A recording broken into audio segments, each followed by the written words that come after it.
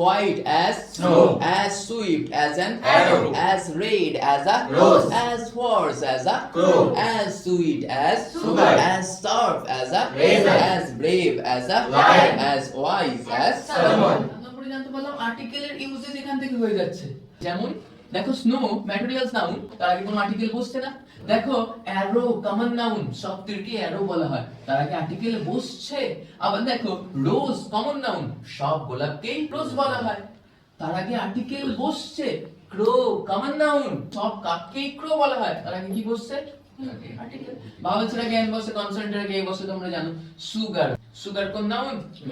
Iron, gold, silver materials noun, তার আগে কোনো আর্টিকেল বসছে না।